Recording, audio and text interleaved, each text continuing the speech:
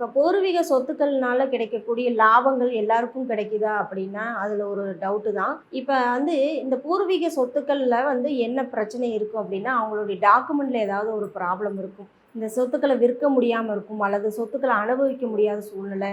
இது எல்லாமே இந்த வில்லங்கம் அப்படிங்கிற சொல்லக்கூடிய டாக்குமெண்ட் பிரச்சனை அப்படிங்கிறது ஒன்று இருக்கும். இந்த டாக்குமெண்ட் பிரச்சனை இருக்கிறவங்களுக்கெல்லாம் வீடை விற்கவும் முடியாது, வீடை வந்து அனுபவிக்க முடியாது, வீடு வாங்கவும் முடியாது அப்படிங்கிற சூழ்நிலை. அல்லது என்னைக்காவது ஒரு நாள் வந்து இவங்க இடம் வாங்கி போட்டிருப்பாங்க. அந்த இடத்துல வந்து ஒரு வில்லங்கம், ஒரு சொத்துக்குரிய அந்த ஆவணத்துக்குள்ள வந்து டாக்குமெண்ட்ல ஏதாவது ஒரு பிரச்சனை இது மாதிரி இருக்கும். அப்போ அந்த டாக்குமெண்ட் பிரச்சனையை நம்ம எப்படி சரி பண்ணுறது அப்படின்னா, அதுக்கு ஒரு சிறிய பரிகாரம் தான். உங்களுடைய டாக்குமெண்ட்ஸ் தாய் மூலப்பத்திரம்னு சொல்லுவோம் இல்லையா?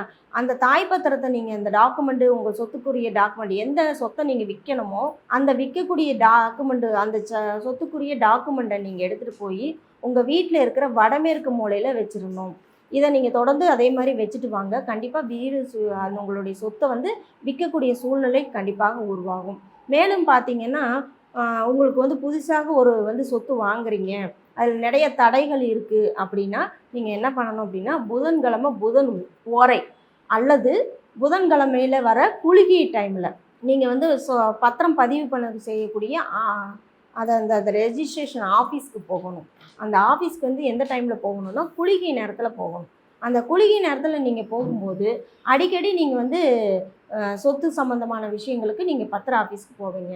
அப்போ பத்திரம் பதிவு செய்யக்கூடிய தடைகள்லாம் நீங்கி பத்திரம் பதிவு செய்யக்கூடிய வாய்ப்பு உருவாகும். அப்படின்னா நீங்கள் இந்த குளிகை நேரத்தில் பயன்படுத்தும் போது கண்டிப்பாக உங்களுக்கு புதிய சொத்துக்கள் வாங்கக்கூடிய யோகமும் நடக்கும்.